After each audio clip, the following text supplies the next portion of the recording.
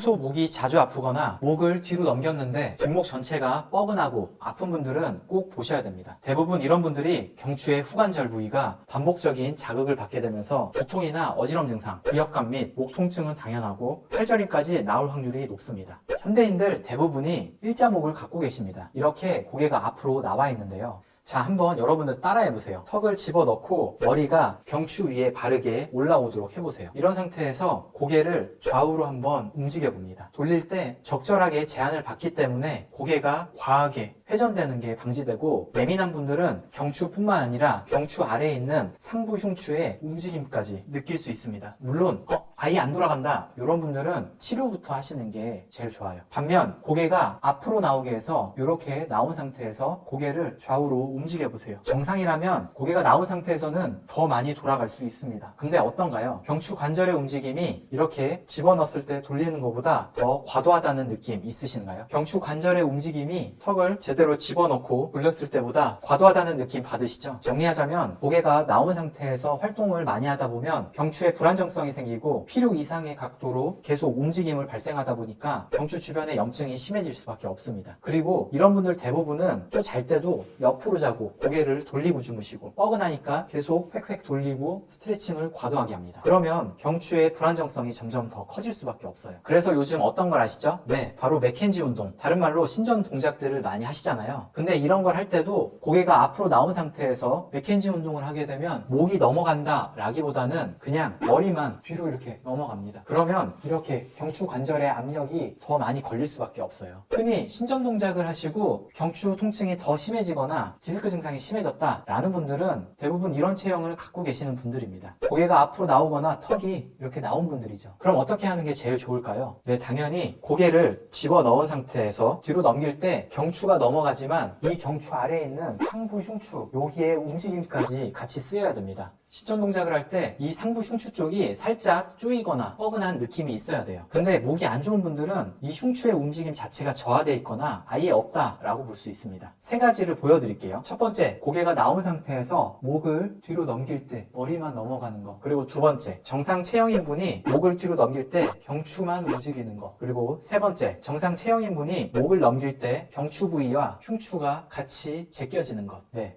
3번의 경우가 부하를 경추와 흉추로 나눠주기 때문에 목 쪽에 부담이 덜하겠죠. 제 영상 중에 200만 조회수가 넘은 거북목 교정, 여기서 보여드린 방법 한번 보실게요. 한 손은 턱에 대고 한 손은 외우두 흉기에 댄 후 턱을 가볍게 뒤로 밀면서 외우두 흉기를 상방으로 당겨지듯이 올립니다. 네, 이 동작으로 고개는 제대로 들어왔습니다. 그런데도 목이 계속 안 좋은 분들은 왜 그럴까요? 당연히 일할 때나 주무실 때 혹은 운동할 때 목에 힘을 많이 쓰는 분들이 아프실 수 있겠죠. 근데 나는 무리를 전혀 하지 않는다 라고 하는 분들은 대부분 경추의 움직임만 과도한 경우입니다. 상부 흉추의 움직임이 아예 제한되어 있죠. 자, 그렇다면 이 상부 흉추의 움직임을 꼭 회복해야 됩니다. 한번 따라해보세요. 첫 번째는 견갑골 양쪽을 조여서 모아주세요. 견갑골을 후인하는 방식입니다. 웨이트 운동하시는 분들은 숄더 패킹이라고 후인 하강을 하려고 할 수 있는데요. 하강은 아니고 후인만 해주세요. 그리고 두 번째, 견갑골을 모은 상태에서 목을 넘기기보다는 견갑골 사이에 있는 흉추 부위, 이 흉추 부위만 넘기려고 한번 해보시면 됩니다. 세 번째, 이 견갑골 사이에 있는 상부 흉추가 뻐근하거나 움직임이 살짝 느껴지면 그때 경추도 살살 넘겨주면 됩니다. 이때 경추 뒷관절이 막 꽉 눌리는 그런 느낌이 아니라 그냥 코를 천장 쪽으로 좀 올려주면서 넘긴다 라고 하는 느낌으로 넘겨주세요. 네, 이 방법으로 견갑골을 조이고 상부 흉추를 뒤로 넘긴 상태에서 경추를 살짝 넘기다 보면 그렇게까지 많이 넘어가지도 않아요. 이걸 따라해보면 초반에는 매우 어색할 겁니다. 근데 이런 방식을 계속 연습해 주셔야 고개를 쓸 때 상부 흉추의 움직임이 일어날 수가 있어요. 벽에 서서 하는 방법도 있는데 이 방식은 방금 말씀드린 방식보다 살짝 어렵습니다. 첫 번째는 벽에 붙어서 서줍니다. 이때 가슴하고 턱, 코가 벽에 닿게 해주세요. 그 상태에서 견갑골을 뒤로 모아줍니다. 견갑을 후인하는 방식이죠. 그리고 두 번째는 턱으로 벽을 쓸어서 벽에 어느 정도 닿게 해서 멈춰주세요.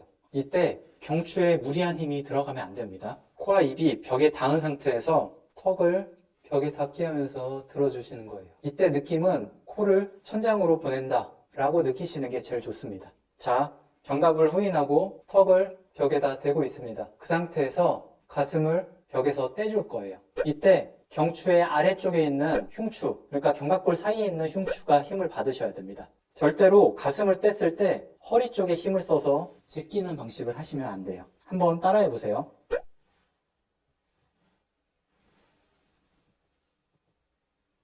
상부 흉추 쪽, 이쪽 부위에 힘이 꼭 들어가셔야 됩니다. 핵심을 다시 말씀드리면 경추를 과도하게 쓰면 절대 안 되고 상부 흉추의 움직임이 제대로 있는지 확인하시면 돼요. 그럼 지금까지 페인랩이었습니다.